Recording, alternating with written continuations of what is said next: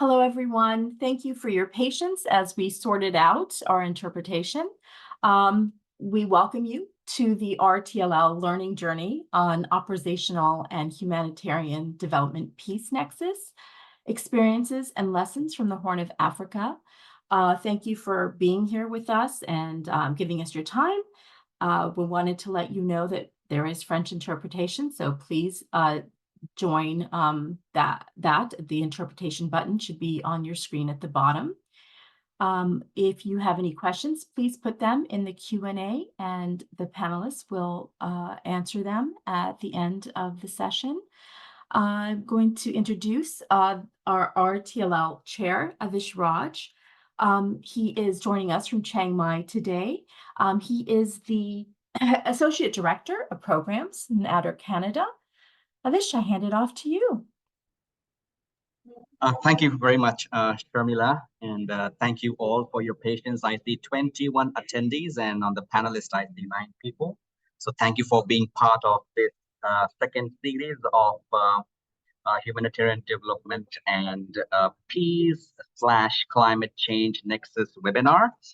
Just to give you a quick intro, driven by multifaceted and intersectional impacts of climate change that ADRA in Africa, through its country office members, have observed, both at the macro level as well as in the direct effects of their work in the fields of peace building and conflict prevention, humanitarian assistance, and sustainable development. This webinar is aimed at using the ways climate crisis can be seen playing out within the context of humanitarian development peace nexus. It illustrates concrete and innovative activities that are already being implemented by ADRA country offices to address the negative impacts of conflict and climate crisis in the Horn of Africa. So, as you know, this will be a 1-hour webinar session, and it is a part 2 of our Nexus Programming Series, organized by the Resilience Technical Learning Lab with the support from ADRA Africa Regional Office. So this webinar will have 3 parts. It's a 10 minutes introduction to the Humanitarian Development and Peace Climate Change Nexus Pathways in the context of Africa. And there would be a 40-minute case study presentations from ADRA South Sudan and Somalia, and a 10-minute question and answer session. So thank you for listening in today. And as Sharmila mentioned already, there would be a chat box, so feel free to type in your questions and we can respond to them as we go along. So let me call in Anna Jungu, who is the Emergency Director, Management Director for ADRA Africa, to kick off this webinar. Thank you, Hannah.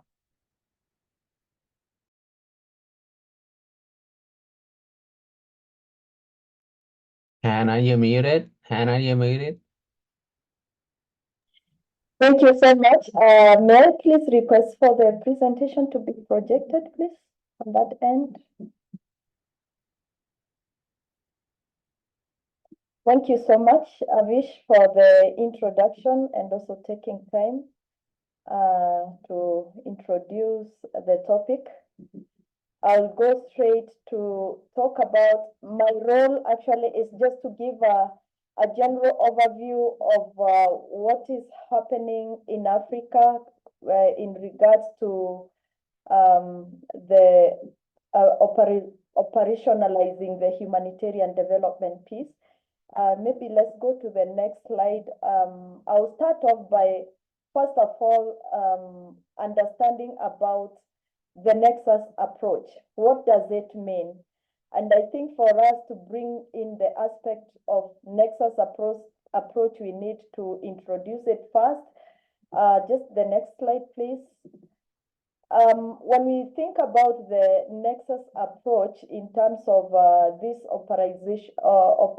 operationalizing the humanitarian development and peace nexus, we are looking at 3 areas, that is collaboration and coherence of actors and complementarity between the actors in the humanitarian development and also the peace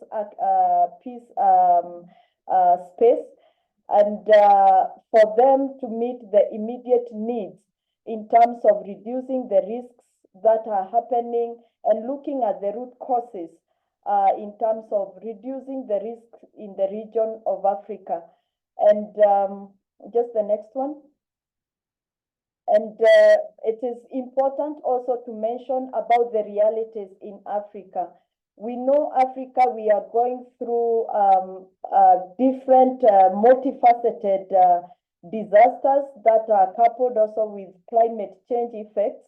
And the trends in acute food insecurity continues to rise. For example, in Sahel countries, we have about 17 million people who are affected and about 3 million people who are displaced.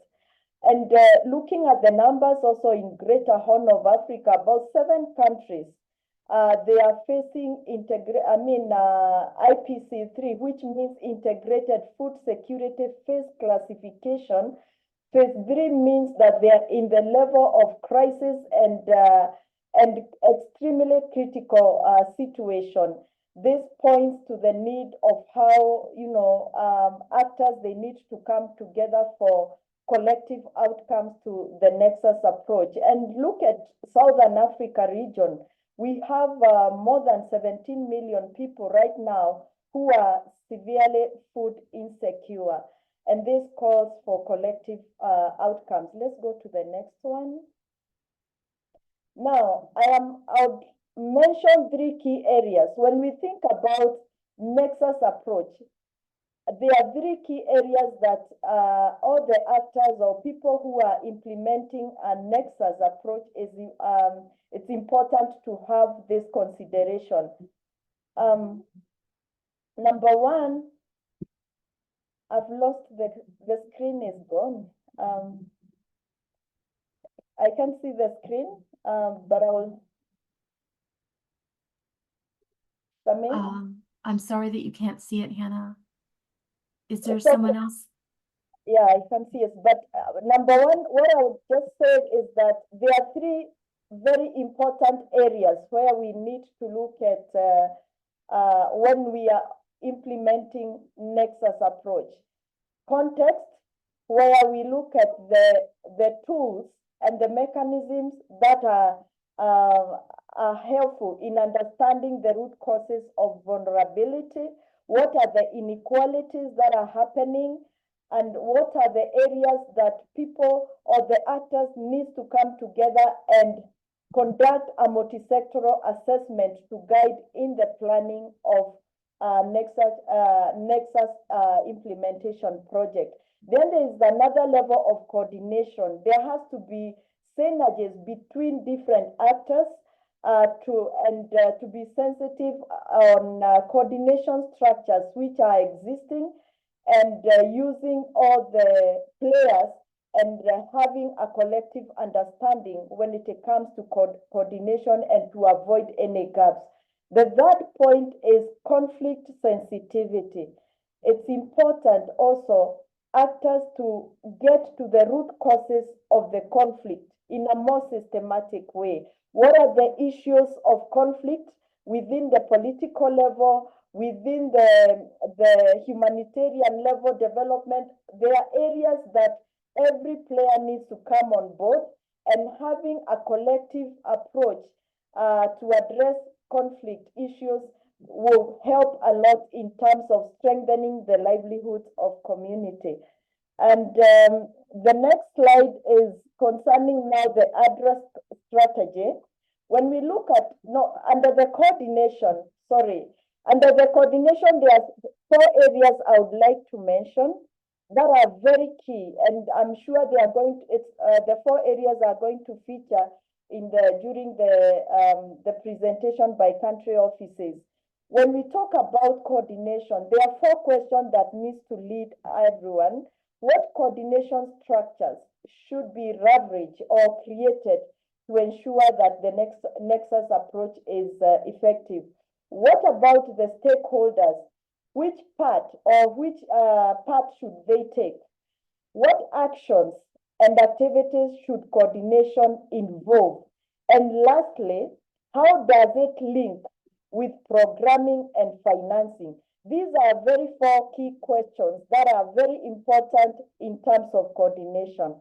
Now, turning to ADRA strategy, ADRA Africa, we are aligned to the global strategic framework, and ADRA Africa is implementing Nexus Programming, coordinating with various actors for common outcomes. And one of the key areas that we have prioritized in the region is also ensuring that the local actors, they are quite involved. They are given the capacity to be the drivers of the process. And therefore, ADRA continues to provide capacity building through emergency response activities, training them on disaster risk reduction and preparedness, and empowering them to take their own initiative in terms of reducing the risks and crises around them. And this is the area that ADRA Africa will continue doing way forward. I want to pause there and also invite my next speaker, who is going to talk about dimensions of vulnerability, conflict, sensitivity, adaptation. And therefore, I want to invite Kevin to take over from here to continue. Thank you very much.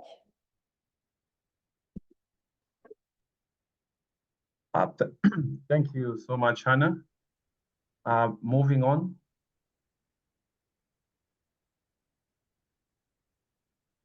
As Hannah has mentioned, mine is to also briefly look into the state of the African resilience, that is understanding dimensions of vulnerability and conflict sensitivity adaptation. And next slide, please. Maybe to start us off is to just give a glimpse of the global conflict trends. As we all know, apart from Russia, which is currently undergoing through the Ukraine war, Africa is second in terms of the least or having the lowest peace index. And of course, this, by the look of the graph in front of your screen, is mainly around the greater Horn of Africa. And the reason why we're going to hear from Somalia and South Sudan. And looking at the next slide is also a quick glimpse of the global state of climate change, where we can observe the human vulnerability that differs between countries and continents. And of course, if you look at how climate hazards and its impact on the people and society is greatly on the African continent, where if you look keenly, as Hannah has mentioned, we get to see example of the local vulnerable population being children in rural and local income communities. We see people uprooted by conflict in the Near East and Sahel, that is West Africa. We also get to see Africa having much of its women having felt the impact of climate change as well. Sorry, as well as people living in informal settlements who have been limited by poverty as well as basic. So moving on is the next slide looks at coming back home, where we are able to now focus on our continent or our region, where Africa is on the front line of climate change. And this is despite the fact that as a region, we only account for about less than 4% of the greenhouse gases emission. And this is despite the fact that we bear the much of the consequence of climate change and global warming. So based on assessment of the local impact on the adaptive capacities by Henley and partners, we can see the index on average where Africa scores 27 in terms of the whole continent, which is also not a very good sign. And if you look keenly again, West Africa as well as the greater Horn of Africa and Central Africa also leads the way. The other map gives us a representation of point data that shows the number of conflict events across the region. Of course, again, emphasizing the reason as to why we have this webinar today, where climate and conflict is actually having a very, very huge detrimental effects to sustainable development in Africa. On the next slide, we're also going to see an example of a very, very common weather shock in the continent. And this is drought, which is commonly used when it comes to assessing the influence of climate shock on conflicts in the region. And we're going to see more in terms of how this has happened across Somalia and South Sudan. And the graph in front of your screen is from a recent analysis of IMF research paper on climate shocks and domestic conflicts in Africa. And as you can see from the pairwise correlation analysis, it turns out that on average, during 1990 to 2018 period, conflict year observation are highly associated with greater value in the aridity index. So this is clear that indeed there is a huge correlation, and more so that conflicts are high when it comes to the aridity index. Moving forward is next slide. We're going to look at some of the preconditions for conflict that create pressure on the socio architecture of societies.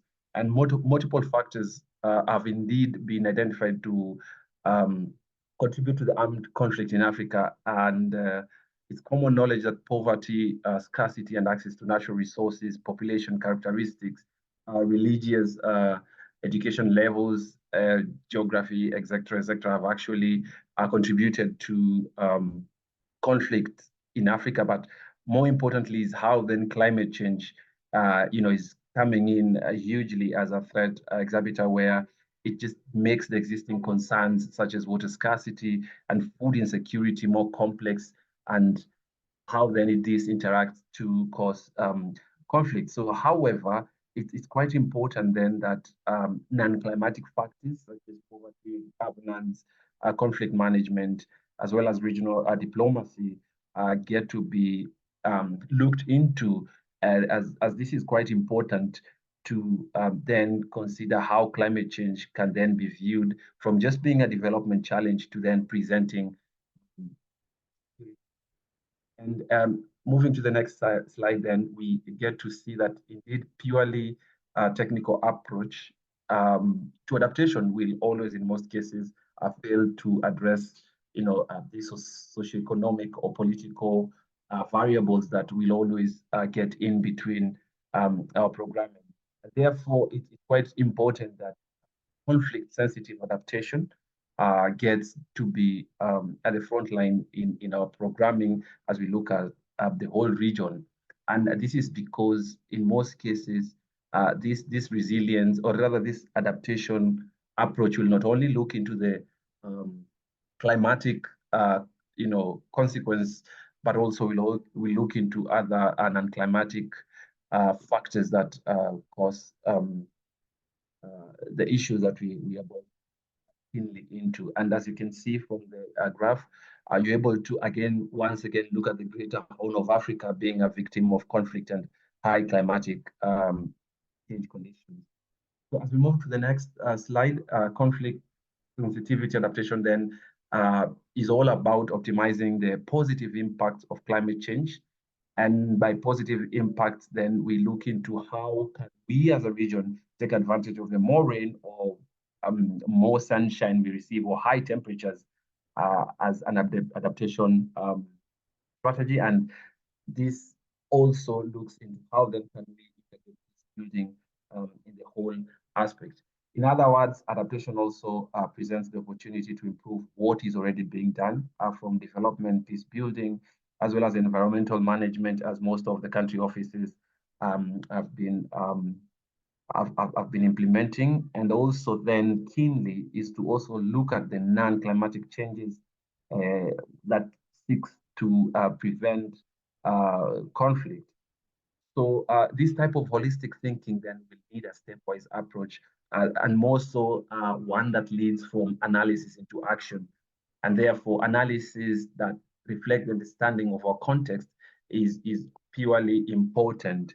And therefore, we should strive to working and rather intervening to understand and anticipate the interaction between these two aspects when it comes to both building capacity to act upon the current scenario we're in order to avoid negative impact and as well as maximize the positive impact. So clearly, if the science of climate conflict linkages is very complex, and therefore adaptation that is conflict sensitive should therefore reflect of that complexity, and therefore complexity not necessarily resulting from the different socioeconomic, political, or environmental factors, but one that combines the causes of conflicts and those that need to be understood.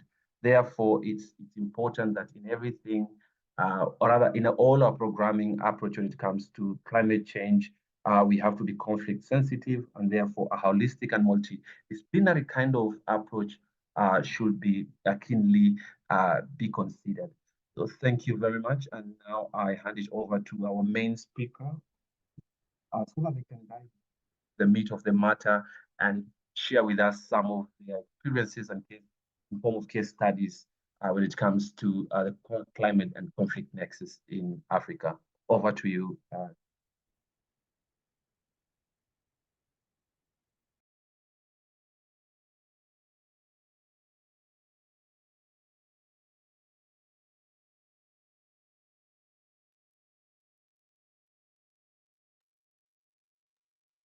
John.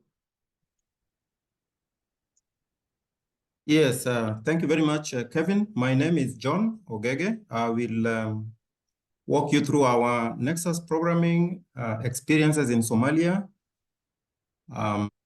Next slide, please, so that we start with.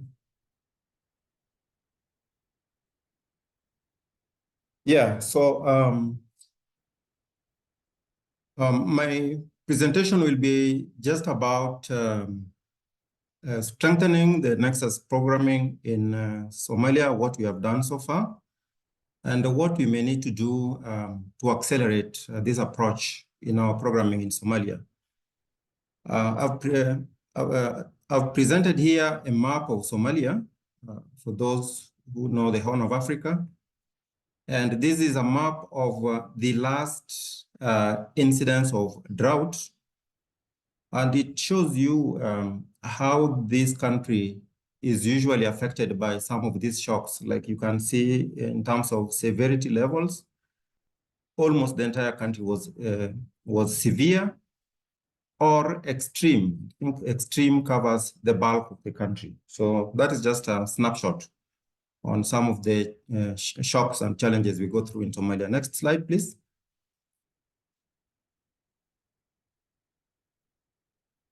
Next. Yeah, this country has an estimated 18 million population. And out of these 18 million, we have an internal a population of about 2.9 million displaced persons within the country, not mentioning maybe the refugees and the returnees that have come back, but that is only the displaced. In our Nexus programming, of course, we try to align to the new ways of working that was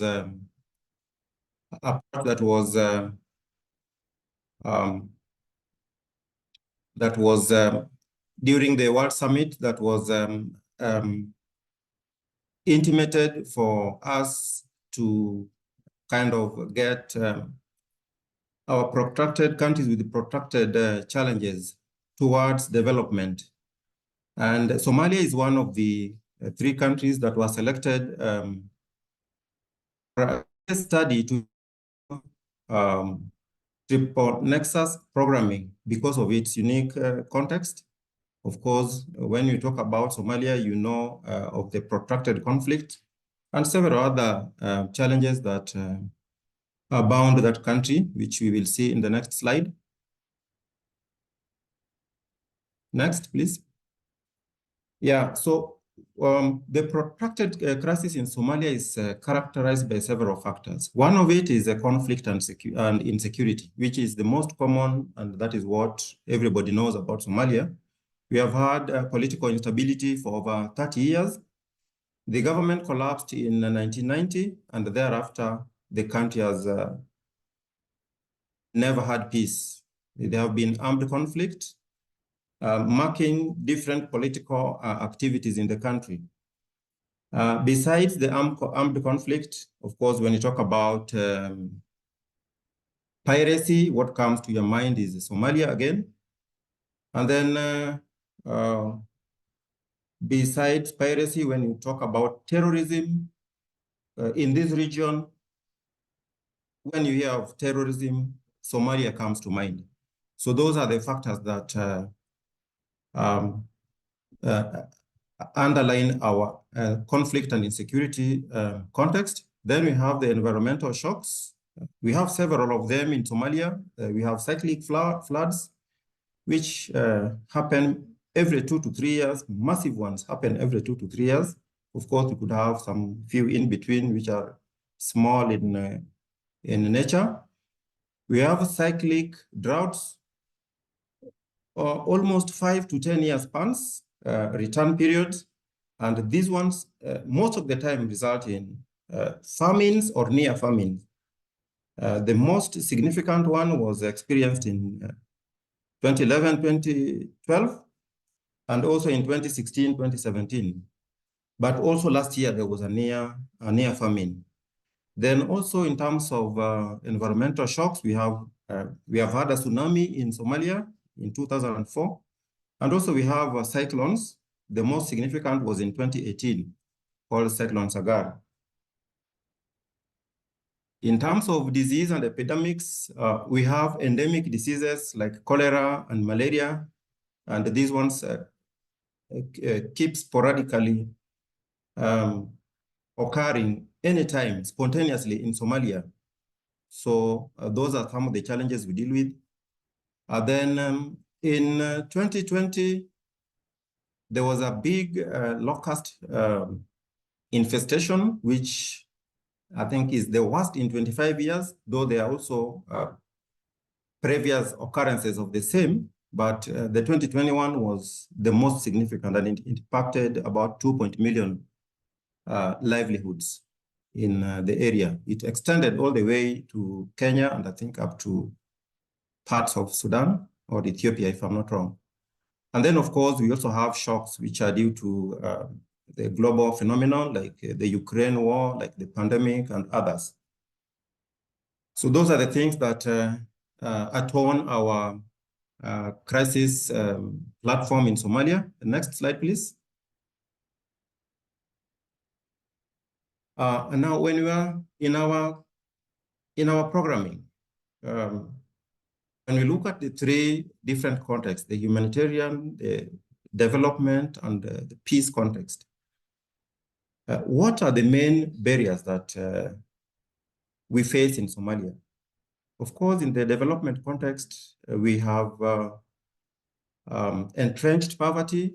This country has suffered over 30 years of instability, lots of conflict and insecurity, displacements, coupled with, so people cannot get out of poverty. So poverty is entrenched.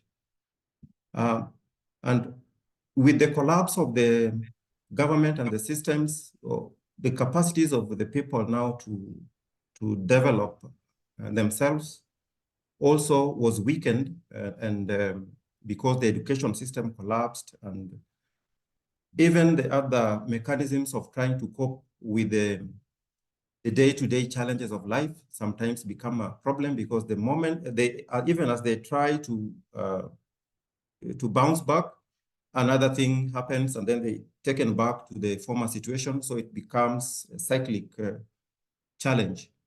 And of course, this has made these people to be permanently depending on humanitarian assistance. So there's the dependency syndrome, over 30 years of humanitarian assistance.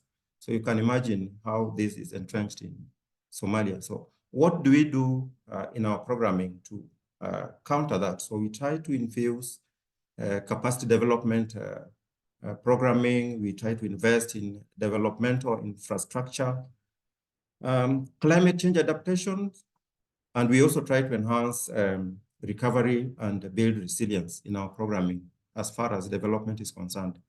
In humanitarian context, we are dealing with chronic vulnerabilities relating to food insecurity, displacement due to conflict time and again, or due to the environmental shocks like floods and the drought.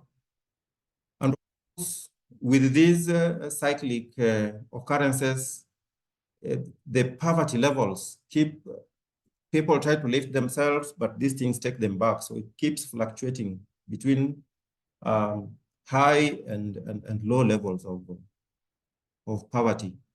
And what are we doing to address this? We try to provide life-saving and life-protecting responses, especially for humanitarian interventions, but also try to enhance recovery and build the people's resilience. In the peace context, of course, peace for us is transcending, and none of the operations can take place, whether developmental or humanitarian, without a peaceful environment. But our programming tries to infuse peace building and state building initiatives or activities within our programming to address of course, there are other actors which deal with the political stability and armed forces to deal with the non-state actors, but our programming infuses peace building and such activities that will enforce peace building and create an environment where everybody can operate, both humanitarian and development actors. Next slide. Next. I have already talked about the three contexts. So in our new ways of working approach, embracing this in our programming, our focus is to try and embark as much as possible in developmental projects while addressing any humanitarian needs or occurrences that might happen in the course of our implementation of the development program. So in the humanitarian context, we still manage, prevent, and try to mitigate the shocks or disasters that happen, and support recovery activities to those emergencies. In developmental context, we aim at long-term sustainable growth and improvements. And our focus is on building strong partnerships, strong capacities. And also we focus on developing infrastructures that provide long-term services or durable solutions to the problems that may arise. And in the peace context, as I mentioned also before, we integrate peace building activities in our programming, in school curricula, and in our management strategies when it is these other programs which are not in school. And also we infuse inclusion and protection as an aspect of building into peace. I've highlighted in the pictures there some cases of drought, floods, and displacement which happen in Somalia, especially in the humanitarian context, for your appreciation. Next slide. Next. Now, in our programming in Somalia, of course, when we're talking about Nexus, the normal sequence which comes to mind is the humanitarian, early recovery, rehabilitation, and development. And peace and cohesion, as mentioned before, is treated as transcending across that entire spectrum. We may have humanitarian responses which may tackle rehabilitation and early recovery sometimes, or we may have resilience, which are basically early recovery and rehabilitation, but also could address humanitarian aspects and also contribute to development. But most of the time now, the focus is development, which also undertakes rehabilitation while addressing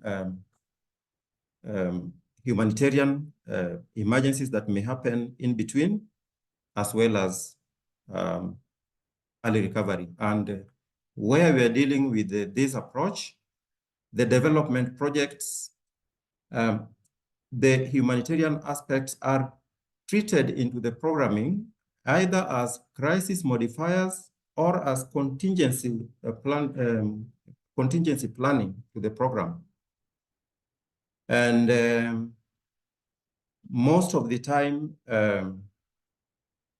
some projects enhance coherence and enable us to have infused planning for emergency interventions already at the design stage, while others integrate these in the course of implementation. Okay. Next slide. Next. So in Somalia, so far, since 2016, we have implemented about 6 Nexus aligned projects. Some may have started earlier than 2016, but the Nexus aligned projects that we have been implementing, most of them are resilience and developmental projects. In water and sanitation, we have had 2 main projects. One was a resilience project funded by UNICEF. And the current, which we are completing this year, is WASH project, also funded by CEDA. These are multi-year projects spanning 5 years, and they are enhancing. The main focus is building capacities, strengthening governance structures, building or building new infrastructure or augmenting the strategic infrastructure that is already in place. But wherever emergency happen in between, we have emergency contingency plans, or we are allowed to undertake crisis modifiers to intervene in those emergencies. Our biggest portfolio has been in the education and skills sector, where the program empowers communities through education and training. And we have had like 3 main projects. We have the ECW, which was a purely Nexus project, a multi-donor. ECW is Education Cannot Wait. Of course, I believe many of us know it. We have had SIC 1 and SIC 2, which have been addressing capacity building of the government and the education sector in Somalia. And then we have sets 1 and sets 2, which is funded by the EU, and which has been building school infrastructures and supporting the government by strengthening governance, quality of education standards, and also during their implementation, they have also been allowed to inject in humanitarian interventions in terms of emergency responses in between, like during the COVID, during the drought, by providing maybe school feeding and things like that. The other projects that we have had is in the food security and livelihood sector. These are the SOMREP. We have been a member of the SOMREP, which is a Somali resilience program. Is a multi-donor and is a multi-donor program and is a consortium program. So we are a member of a consortium of 6 members, I believe. And in this one, we deal with the disaster risk management, climate change adaptations, food security and agriculture, market analysis, market systems, production, and stuff like that. And there are also other actors who deal with health, protection, nutrition, and all that is coherently aligned as one program by different actors. And in between, of course, crisis modifiers are allowed whenever emergencies happen in between.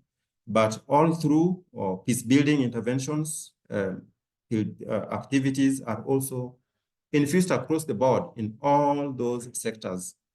And that is how we contribute to peace. Next slide, please.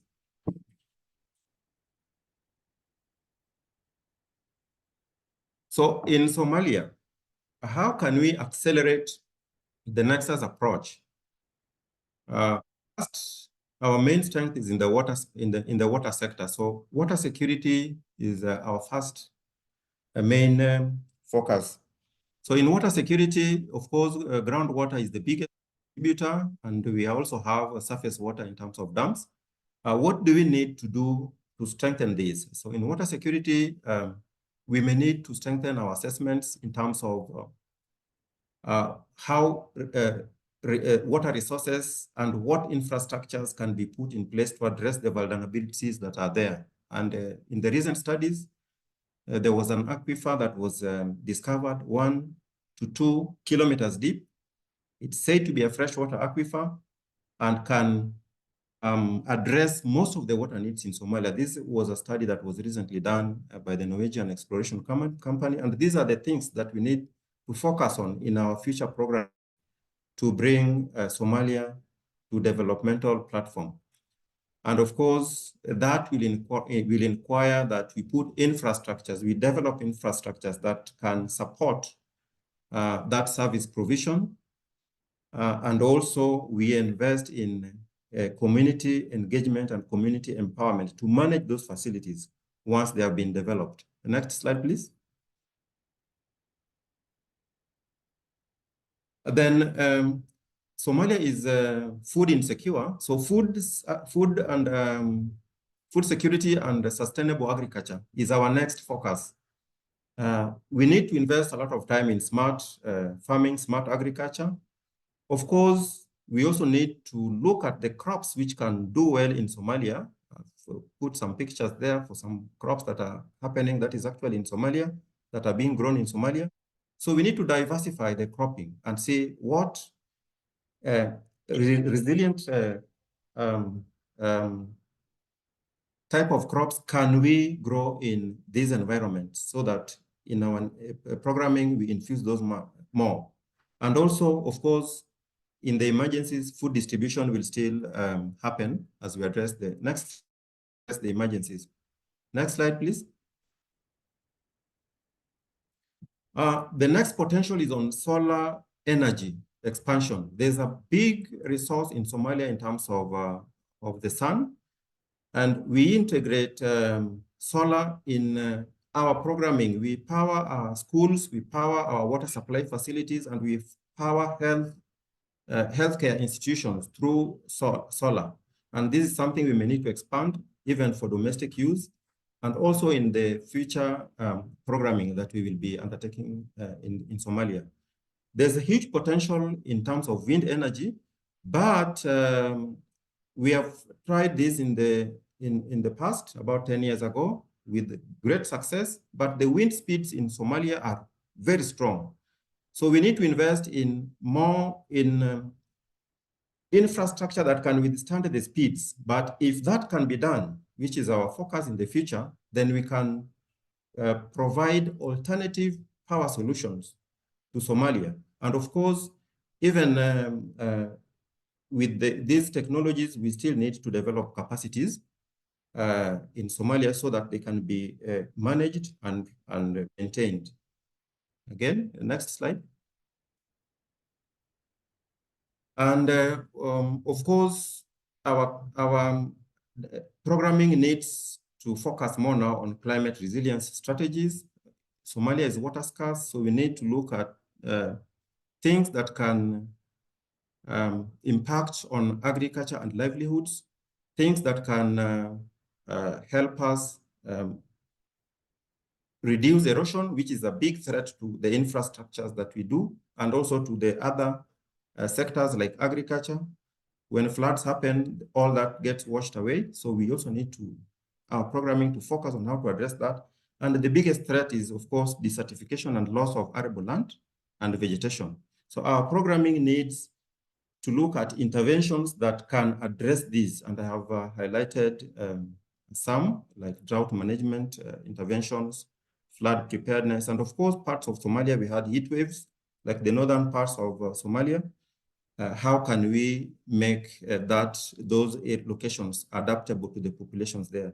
Okay, next slide. And of course, an important focus again in our programming is empowering women and youth and integrating them into our programs, because these are the next levels of development. Without women and youth, of course, we cannot achieve significant development. And even in the SDGs, these are key strategies that are being looked at in terms of empowerment, and also in the Nexus spectrum. The next slide. And of course, with all that, we still also need to develop strong monitoring and evaluation systems, so that our data collection is evidence-based, and the planning and resource allocation is based on robust and realistic data. And of course, we have to strengthen our evaluation framework, our data analysis systems, and practical applications of the same. And of course, we also need to strengthen our feedback mechanisms so that whatever we learn can be readapted into our programming as we change our strategies. If something fails, then we change in between so that we end up getting successful programming. Okay, next slide. Just a quick reminder that we got just 6 more minutes left. If we can, it's possible. I know everything very important, but we also have our our South Sudan colleague Dumi to present. Thank you. All right, I'm just about to complete. Okay, what lessons have we learned in the program that we have implemented so far?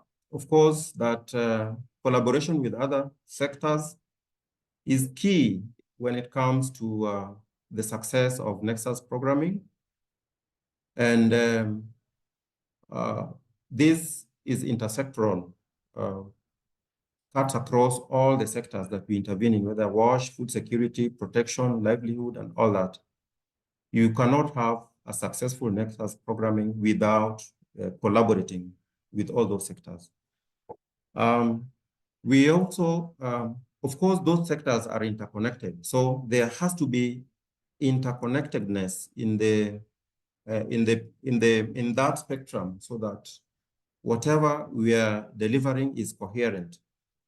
You cannot have successful Nexus programming without a strong community engagement and without inculcating a sense of ownership of the things that you're doing. Otherwise, some of the infrastructures we put in place,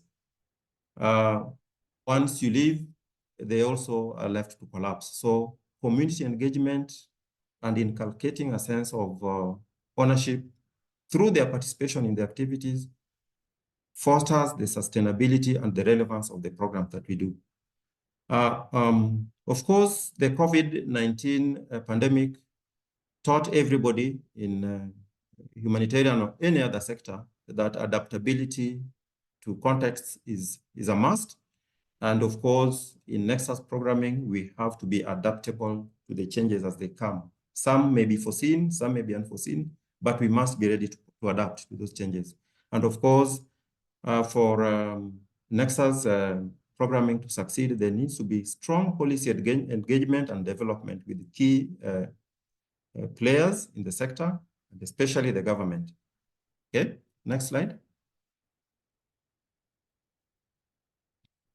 In our programming, we have had several challenges, and these sometimes impair the success of our programs. One most common challenge is resource limitations or inadequate funding.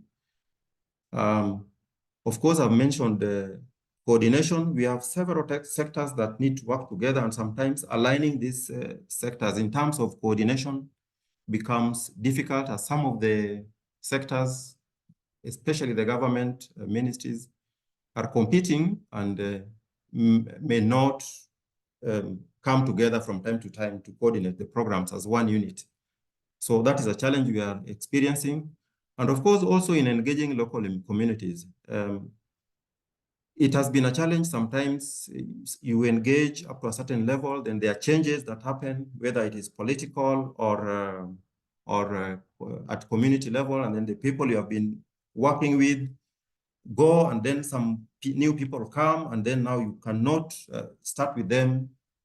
There is no proper institutional memory, and there is no proper handover. So engaging those local communities sometimes is also a challenge.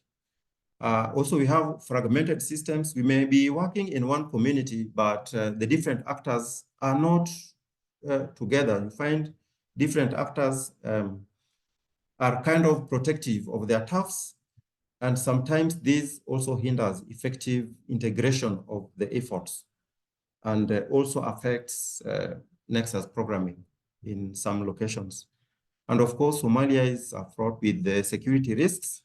Sometimes you can put nice infrastructures like a school that we have shown there. Then the next time there's a conflict outbreak and that school is blown off, then you're taken back to the beginning. You have to redo the thing again or rehabilitate it. So that security risks is also a threat to Nexus programming, the success. So that without peace, the programming becomes a challenge. Next slide. So from all that, what can we take home as our recommendations for Nexus programming? Of course, I have mentioned about flexibility and adaptability to challenges and to opportunities. We also need to focus more on building local capacity and leadership for sustainability of whatever we are doing. We also need to integrate different aspects of planning in our programming. And this involves also sharing of resources and bringing some mutual understanding amongst the different players, so that whatever we are acting towards can focus on the same direction. Of course, you cannot talk of successful Nexus programming without continuous innovation. We have to keep adopting new strategies in our programming for a long-term impact. And that is why even these technical labs are there, so that new ideas or new things that have been tested and tried in some places can also be introduced in other locations, and we see whether those can yield better impact. So continuous innovation and the continuous adoption of new technologies must be infused and inculcated in our programming.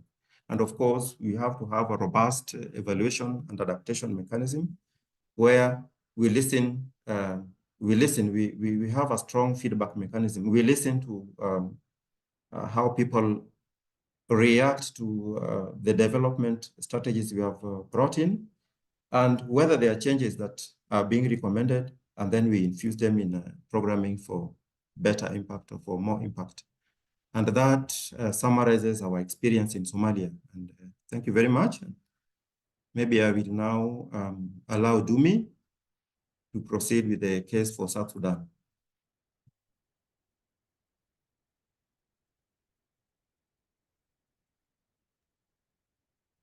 Hello, everyone. My name is Dumi Taremba from South Sudan. I'm going to make a presentation on a project that we're implementing in South Sudan. This project is funded by United Nations Multi-Partner Trust Fund for Reconciliation, Stabilization, and Resilience. It's codenamed Concord, and that's a Dinka word meaning wait. The whole idea of the project is to lay the foundation for peaceful, stable, and resilient communities in Greater Tonj. Greater Tonj is in a state called Warab in South Sudan. There are 6 partners implementing this project, and World Food Programme is the lead partner. We have UN Mission, we have UNDP, we have ADRA, we have a local NGO, 2 local NGOs, one called Torch, and the other one Peace Canal. Next slide, please. Next slide. South Sudan has also had multiple layered complex intercommunal conflicts and with several unsuccessful efforts to address them. There's been war in South Sudan, but after the war, there's been continuous intercommunal conflicts causing deaths up to about 400,000, of which 190,000 alone have been caused by violence and conflict.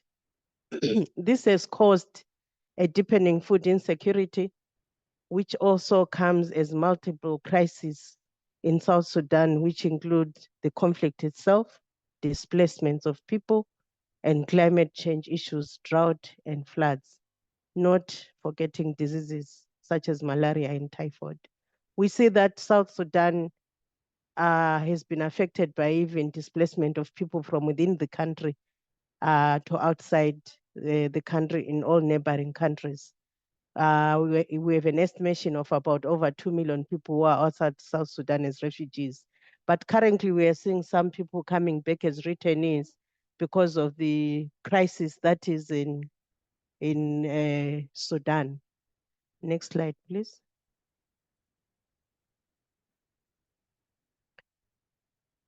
The war and conflict has caused a lot of disruption in services and resources, education being one, food and water resources being another, markets have been disturbed, and health services.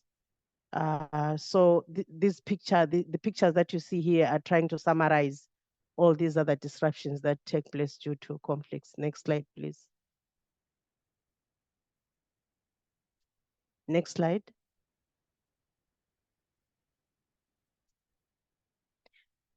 I'll just give a brief background on Tonj South and why, on Greater Tonj and why Greater Tonj was selected as the area where we are implementing this project. It is one area which had a lot of violence before the project. And when we started doing the proposal, we had about 50,000 people that had been displaced from Greater Tonj alone. And also Greater Tonj in 2021 was hit by a third round of devastating floods. So the issues of food insecurity were quite high also in Greater Tonj. The cumulative effects of drought and conflicts have left some communities in emergency and others in catastrophic levels of food insecurity. Next slide, please.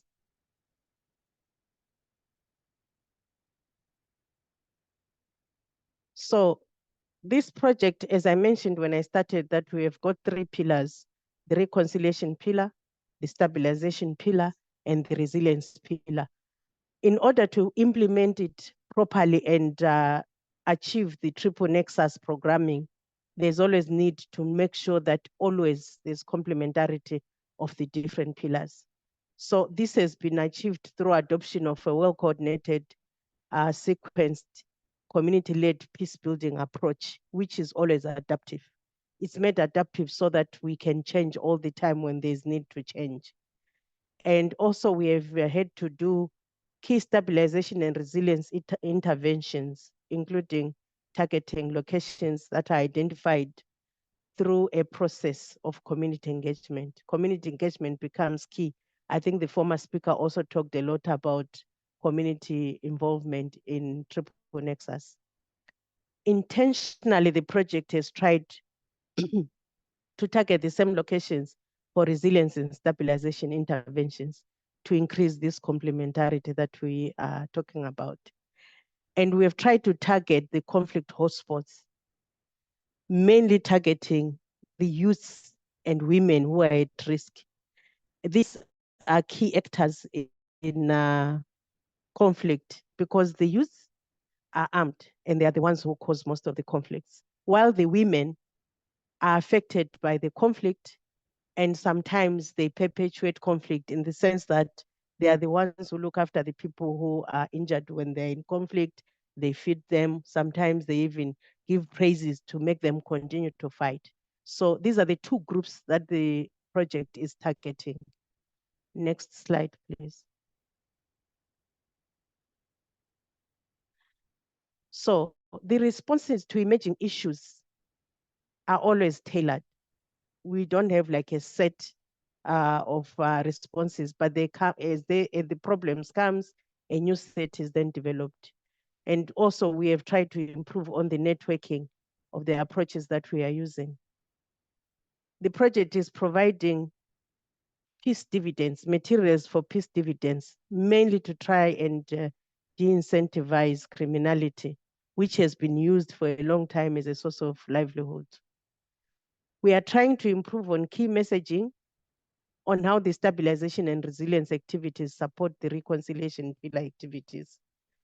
I've been talking more of the stabilization and resilience activities because reconciliation is continuous. I'll explain in the next slide how we did the reconciliation pillar activities.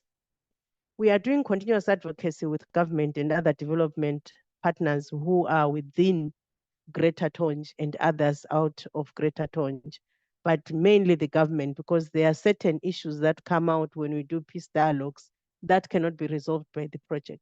That would need the government to come in. For example, one of the issues that came up was the need to do a mass disarmament of the youth, and that cannot be done by a project, definitely. So this is where we need continuous advocacy with the government.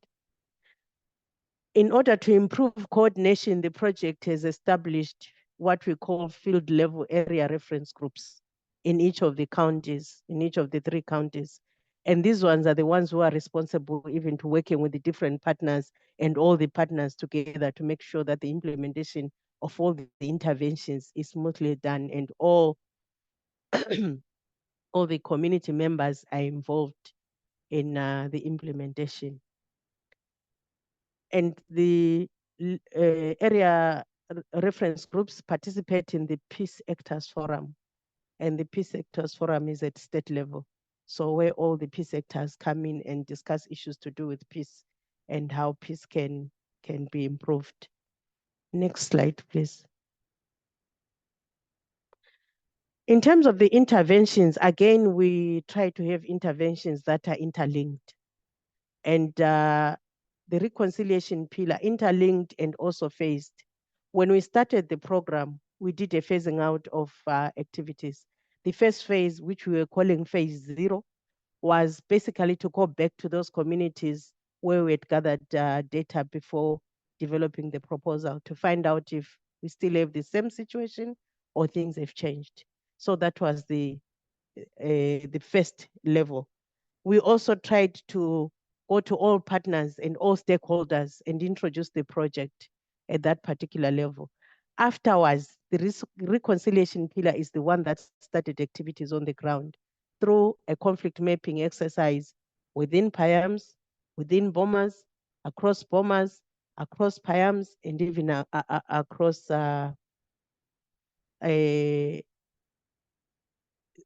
within the state, but across Greater Tonj, out of Greater Tonj, to see how some of the conflicts are affecting Greater Tonj. They did so many peace dialogues where all the partners would come together in those peace dialogues to try and pick out all the issues that were coming out, but related to different pillars. At the end, there was a peace conference that was done around May 2023. And after the peace conference, we then came up with a work plan, which was adaptive for all the partners coming together to plan. The stabilization pillar mainly is looking at how they can bring in the rule of law, making sure the police is stabilized, making sure there are court systems within the area, and also strengthen accountability and peacefully resolve disputes using the grassroots kind of interventions. The last one, which is the resilience pillar, is mainly the humanitarian side, is asset creation and livelihoods, which we were calling for assets. That is what we've been using as the humanitarian kind of side. But WFP, the main reason why they chose this area also is because they were working with different partners who were doing emergency programming, but also ADRA had already started looking forward into doing resilience kind of activities. And this is one reason we were chosen to be part of the resilience pillar. So in this resilience pillar, we are also doing agro-pastoral livelihoods together with farming livelihoods and other livelihoods that are not related to farming.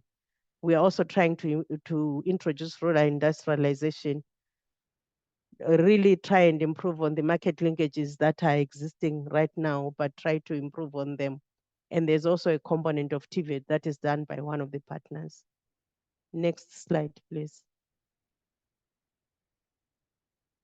There are some changes that have been observed since the start of the project. This project started in August 2023 and is ending, August 2022 and is ending in August 2024 with a possibility of a second phase.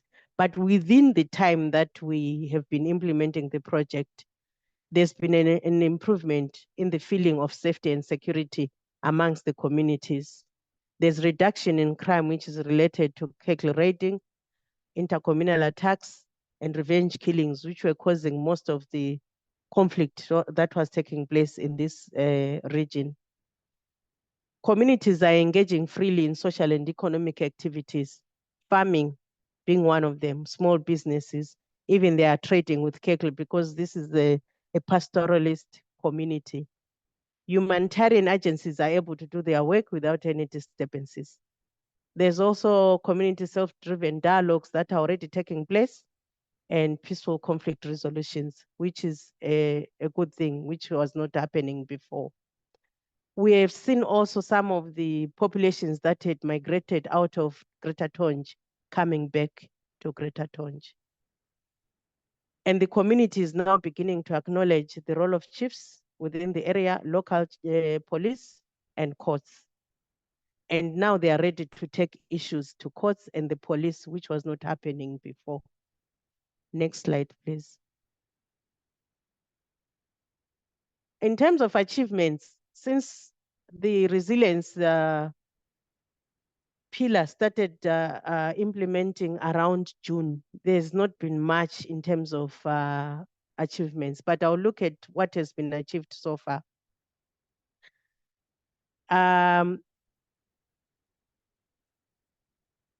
Okay, Avish.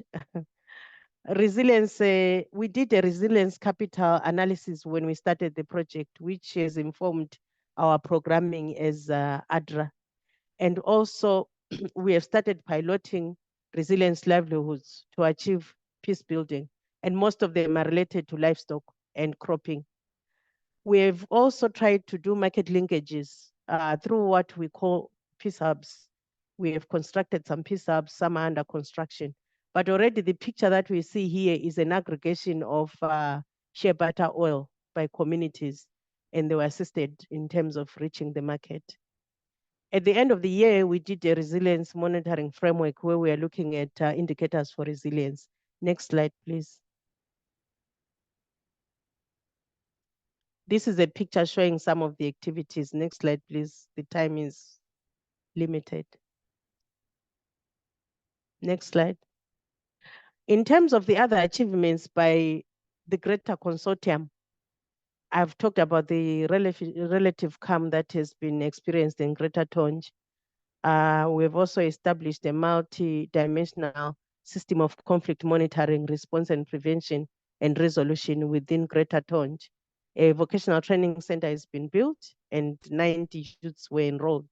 We have a radio station that has been established for the whole consortium, and this can be used by all the three pillars to air out whatever kind of information that should reach the communities. Next slide. In terms of lessons learned, I'm not going to go into detail, but I'll try to cover them. I hope Avish can give me just a few minutes so that I do the lessons learned. I will not go into the challenges. When we started, we did the resilience capital analysis, like I said. And what we realized is that resilience assessments through resilience capitals is an essential step for implementers to better understand the complex factors that influence resilience to shocks and stresses in a given context. And we had to use the capital pentagon analysis, which we see on the right side, to identify the weight of each capital in relationship to the community's common shocks and stressors. So we can see that during a conflict, if you look at the diagram, it shows that the human, the economic capital, and the social capitals are the ones that are weakest performance when we have a conflict. And when we have floods, the human capital, the economic capital, and the physical capital are the ones that are weak performers. And so ADRA has designed interventions to try and, which are geared towards strengthening these capitals. So the second lesson that we have learned is that the way to achieve resilience is through the triple nexus. And why do we say so? Resilience is a broader framework whose approach goes beyond climate change adaptation to the integration of conflict resolution for disaster or risk reduction, governance, and peace building for well-being. Next slide, please.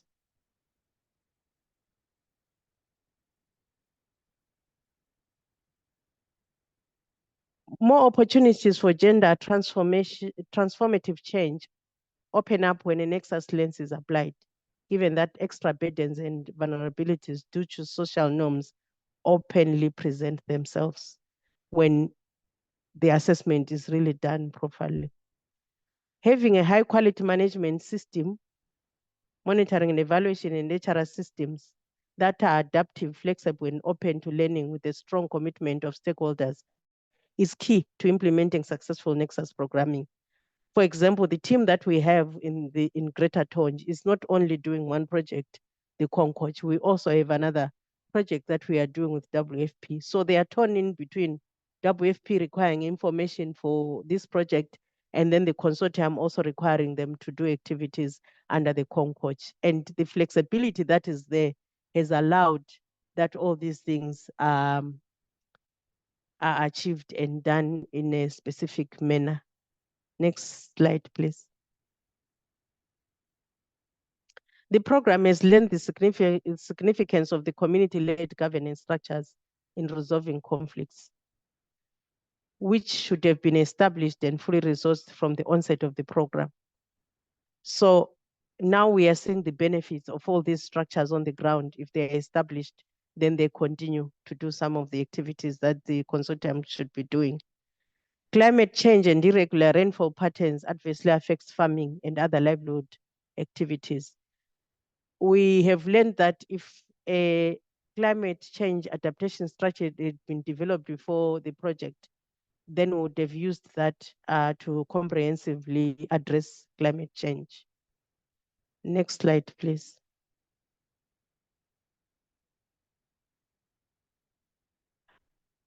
Yes, I'm not going to do the challenges. I'd also included challenges here, which are not there on the slides, but I'll skip for now since the time also is not on our side. Thank you very much. Thank you very much, Dumi, for the great presentation. And I know all of that was so well done. And thank you for taking time to prepare that. And thank you also, John, for bringing in the expertise and the lessons learned and challenges from Somalia. And I also thank my co-chair, Kelvin, for looking at the vulnerability side of it from the African context, in the African context. And also, Hannah, thank you for looking at it from a very strategic angle of how you are aligning this framework with the ADRA's program pathways on integrating projects. So if participants, I really thank you for giving your extra time.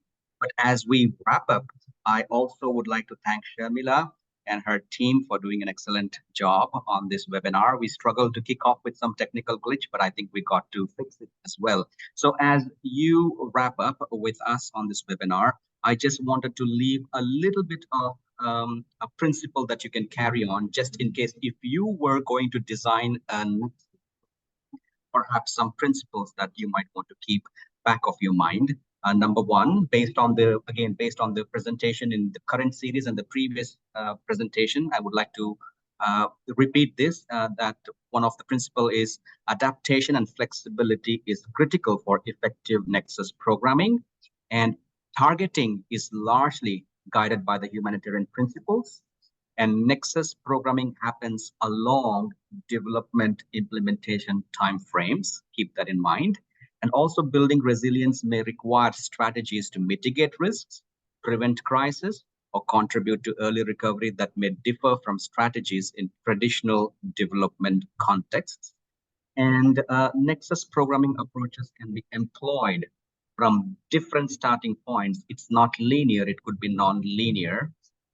And finally, Nexus programming does not have to be done by a single organization and should align within the capacities and experiences of your implementing partners and the stakeholders. So I hope these principles can form and guide you as you work on your resilience programming and Nexus programming.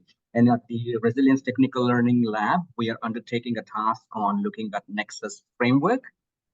And we would also invite all of you, send your expertise to be on that so that we can develop a Nexus framework and also a toolkit that can go along with it that could be used network-wide. So that's it from my end. Thank you once again, everyone. We are up, and thank you for your gracious time and accommodating us. Have a good morning, evening, afternoon, and good night to some of us. Bye-bye.